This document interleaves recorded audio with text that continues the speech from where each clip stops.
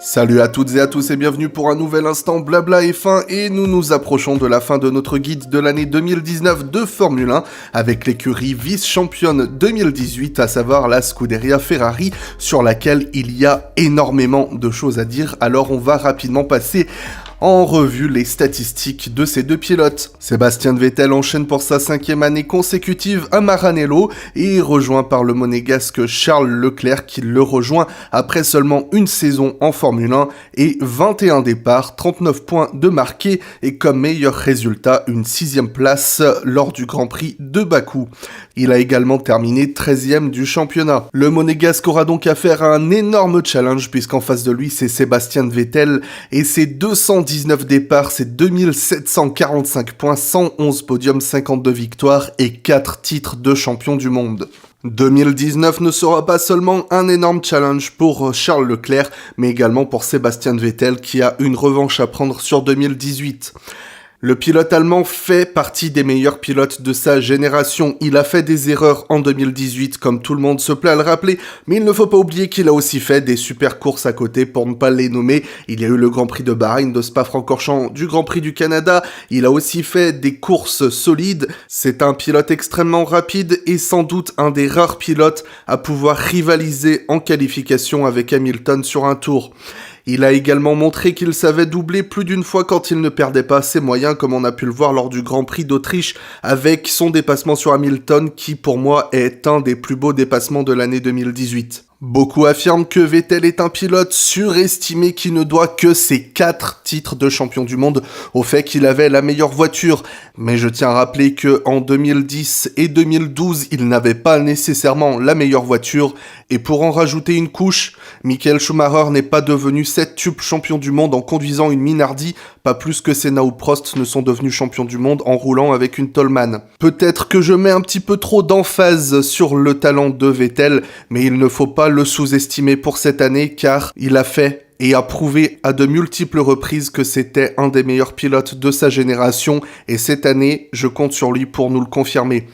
Beaucoup s'attendent également à ce que le schéma de 2014 se répète, à savoir quand Daniel Ricciardo l'a rejoint chez Red Bull et l'a simplement détruit tout au long de l'année. C'était un contexte bien différent où Vettel sortait de 4 titres de champion du monde et pilotait en 2014 une voiture bien moins performante qu'elle ne l'était avant et avait vraiment la volonté de partir de chez Red Bull et l'un des seuls moyens pour qu'il puisse se libérer de son contrat Red Bull pour partir chez Ferrari, c'était de faire jouer une clause de performance de la voiture, ce qui laisse beaucoup de monde penser que Vettel s'est complètement laissé aller volontairement pour l'année 2014.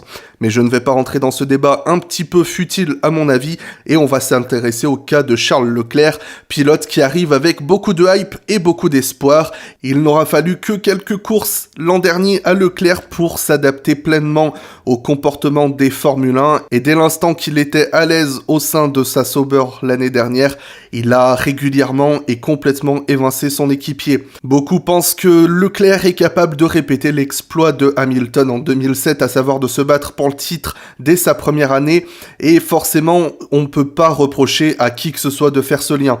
Cependant, je pense pas qu'il soit inutile de rappeler que Leclerc a encore beaucoup de choses à apprendre, et si l'année dernière il a, comme je l'ai dit, détruit Ericsson, son équipier, il est un petit peu naïf de penser qu'il sera aussi simple de battre Ericsson que Sébastien Vettel.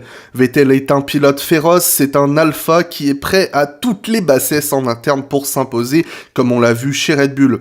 Et aussi rouler avec une petite équipe de fond de plateau n'apporte pas autant de pression et d'attente que de rouler pour Ferrari. Cependant, je pense que malgré ses 21 ans, Leclerc est un des pilotes les plus matures du plateau, il a la tête sur les épaules et il n'est pas vraiment du genre à perdre son sang-froid, c'est-à-dire tout l'inverse de Vettel.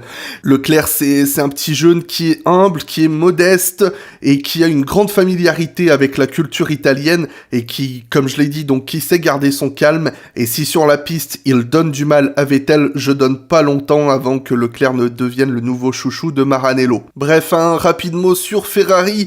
Je pense sincèrement que 2019 va être l'année de Ferrari, et honnêtement pour le bien de la santé mentale de la Formule 1, je l'espère sincèrement, ou du moins qu'ils vont donner plus de mal à Mercedes tout au long de l'année. 2017 était l'année des erreurs mécaniques, 2018 l'année des erreurs humaines. Est-ce que 2019 sera l'année où les pilotes vont s'entretuer ou l'année où les deux bouts vont se rejoindre et Ferrari va réussir à remporter le championnat? Parce que il semble que depuis la nomination de Mattia Binotto, la Ferrari a retrouvé une mentalité de gagnante, une mentalité positive. Binotto semble avoir complètement remotivé les troupes. Les tests hivernaux, bien que je sais qu'il ne faut absolument pas en tenir compte, ils ont montré que Ferrari avait été tout simplement enthousiasmé, que les résultats qu'ils obtenaient à leur programme dépassaient leurs espérances. Comme je l'ai dit, effectivement, ça ne reflète rien, mais Mercedes a montré l'année dernière à quel point avoir un mental d'acier les avait aidés à gagner le championnat. Et Ferrari, si cette année ils ont le même mental d'acier que Mercedes, je pense qu'ils seront très difficiles à battre et qu'ils ont toutes les cartes en main pour au moins remporter le championnat constructeur. Bref, je vais m'arrêter là pour mon avis sur la Scuderia Ferrari et ses deux pilotes pour cette année. Je vous laisse me faire savoir dans les commentaires ce que vous pensez de ce que Ferrari va pouvoir nous proposer cette année, de qui de Vettel ou Leclerc va ressortir vainqueur du championnat. Je vous retrouve très bientôt pour la suite de ce guide de l'année 2019 de Formule 1. D'ici là, vous pouvez me retrouver sur Facebook, Instagram et désormais sur Twitter. Les liens sont dans la description et je vous donne rendez-vous très bientôt pour un nouvel instant Blabla F1.